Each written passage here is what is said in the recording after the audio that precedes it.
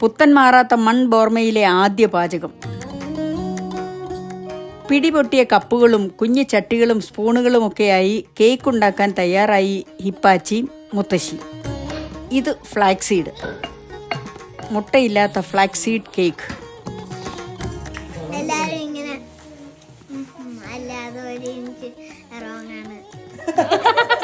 Flaxseed പൊടിച്ചു ചിന്മയി.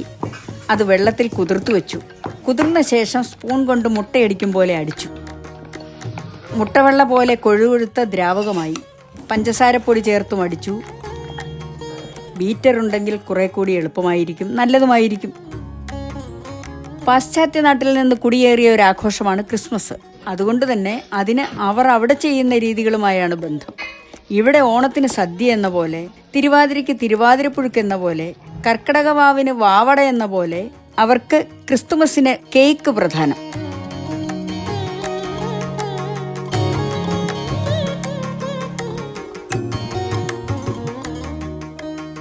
വെണ്ണ ചേർത്തടിച്ചു, തൈര് ചേർത്തടിച്ചു, ഗ്രാമ്പൂ പൊടി വിതറി വീണ്ടും അടിച്ചു. അടിയേറ്റേറ്റ് പതഞ്ഞുപോയി പാവം മാവ്.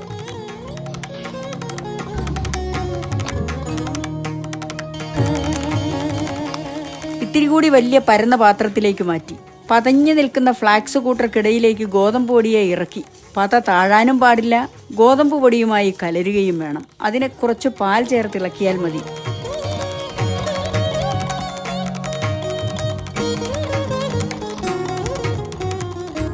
ഈ പരുവത്തിലെത്താൻ പാകത്തിന് കുറച്ചായി പാൽ ചേർത്തു. ഇളക്കി ഗോതമ്പ് പൊടിയെ ഫ്ലാക്സിന്റെയും സംഘത്തിന്റെയും പതയിൽ ഒളിപ്പിച്ചു. കുറച്ച് ചെറുനാരങ്ങ നീരും കൂടി ചേർത്ത് ഇളക്കി. മാവ് തയ്യാർ.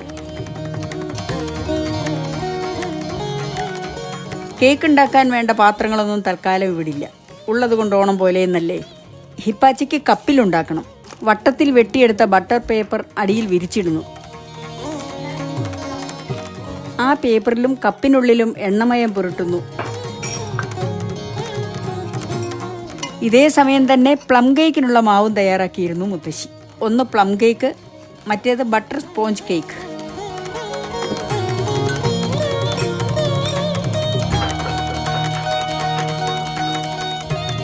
പ്ലം കേക്കിന്റെ മാവ് കപ്പിന്റെ 1/3 ഭാഗം വരെ നിറയ്ക്കുന്നു. മുന്തിരിയും കശുവണ്ടിപ്പരിപ്പും കൊണ്ട് അലങ്കരിക്കുന്നു. ഹിപ്പാച്ചി തിരക്കിലായി. പുതിയ ബോർമയുടെ പരീക്ഷണ പാചകമായതുകൊണ്ട്, ഫ്ലാക്സീഡ് കൊണ്ടെന്നല്ല, യാതൊരുവിധ കേക്കും കഴിഞ്ഞ 1/4 നൂറ്റാണ്ടിനുള്ളിൽ ഉണ്ടാക്കിയിട്ടില്ലാത്തതുകൊണ്ട് വഴിക്ക് വഴി ഷൂട്ട് ചെയ്യാൻ കഴിഞ്ഞില്ല. എല്ലാം വിജയമായാൽ പിന്നീട് വിശദമായ വീഡിയോ എടുത്തിടുന്നതായിരിക്കും.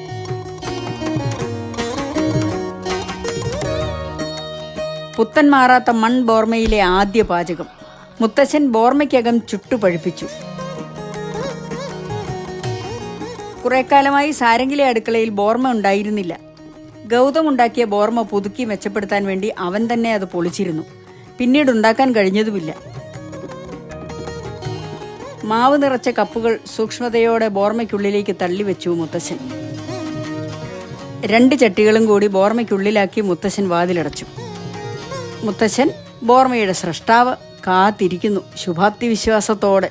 ആദ്യ പരീക്ഷണ പാചകം എന്ന അങ്കലാപ്പൊന്നുമില്ലാതെ.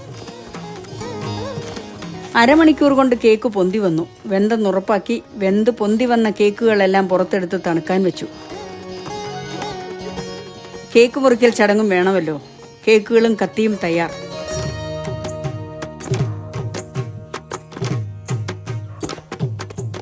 ഹാപ്പി ബർത്ത്ഡേ ടു ദക്ഷിണ എന്നൊരു പാട്ടും പാടി ചിന്മയി കേക്ക് മുറിച്ചു.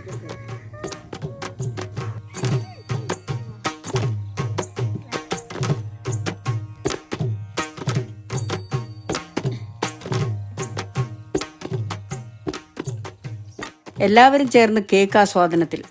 അങ്ങനെ ക്രിസ്മസ് കേക്ക് യാഥാർത്ഥ്യമായി.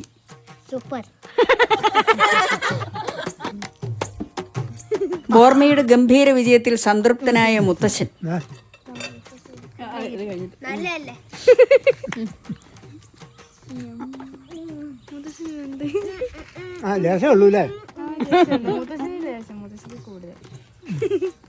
അമ്മ